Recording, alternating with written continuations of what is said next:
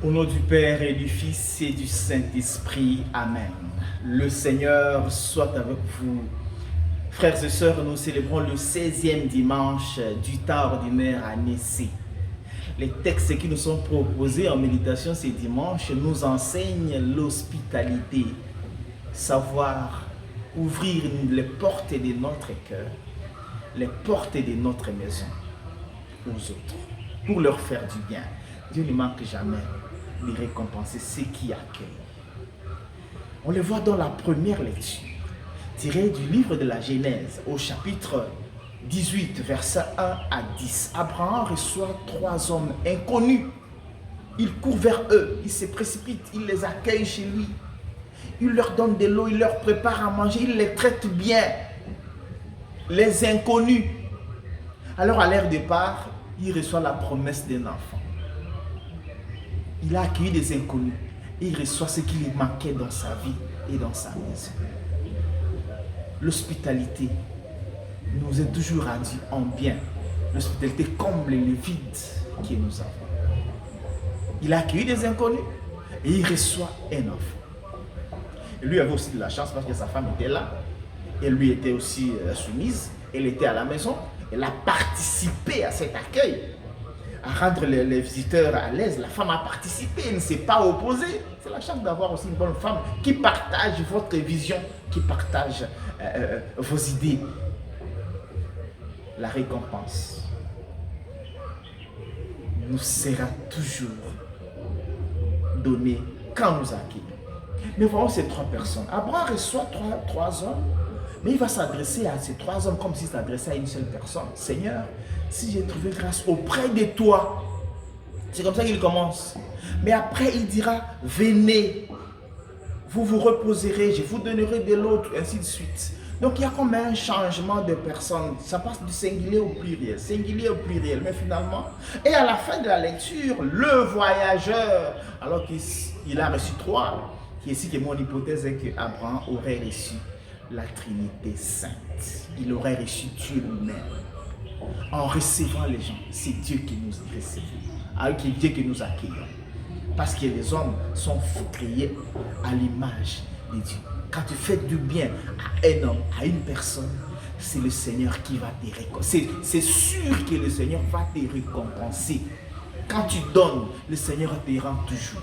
Quand tu accueilles avec un esprit ouvert et positif, le Seigneur te comble toujours. Abraham, son vide a été comblé parce qu'il a fait preuve d'hospitalité, de bienveillance envers les inconnus. Mais nous arrive aussi de avoir des épreuves. Nous accueillons les gens et d'ici la souffrance qui va suivre. Paul répond à cette question, les épreuves. Il répond dans la deuxième lecture tirée de sa lettre aux Colossiens au chapitre 1, verset 24 à 28. Les épreuves au nom du Christ. Lui, il est content de ses épreuves à parcours de sa mission. Il en est fier. Parce qu'il sait que la récompense est grande. Le Seigneur est l'espérance de la gloire. Tout ce que nous subissons comme épreuve au nom de la foi, dans l'exercice de notre foi, de notre charité, de notre espérance, le Seigneur nous récompensera toujours. Il nous donnera toujours la gloire. Fais le bien. Quelle que soit la personne à qui tu fais le bien, ça peut être une mauvaise personne, que tu ne savais pas que c'était une mauvaise personne, et tu l'as accueilli, et le mal t'est arrivé. Non, c'est ton intention qui compte. Toi, tu as fait le bien, tu as fait ta part. Si la personne est mauvaise, le Seigneur va te récompenser toi. Que le Seigneur n'arrête jamais notre élan de générosité et d'hospitalité. Il le récompense toujours cet élan. Et dans la lecture de l'évangile, c'est l'hospitalité que Jésus reçoit de la part de Marthe, qui l'accueille dans sa maison. La maison devait appartenir à Marthe parce que lui qui dit, une femme nommée Marthe l'accueillit chez elle, l'a reçue chez elle. Ici, Marthe reçoit, elle est préoccupée, elle prépare à manger, pour rendre les visiteurs à l'aise, ce qui est très nécessaire, ce qui est important. Et sa sœur choisit d'aller tout simplement s'asseoir aux pieds de Jésus pour l'écouter. Marie choisit la contemplation, Marthe a choisi l'action. Les deux sont bien, mais Jésus fait la hiérarchie. Quand Marthe vient pour accuser sa sœur, Marthe considère que c'est ce qu'elle fait qui est bien et non pas ce que sa sœur fait.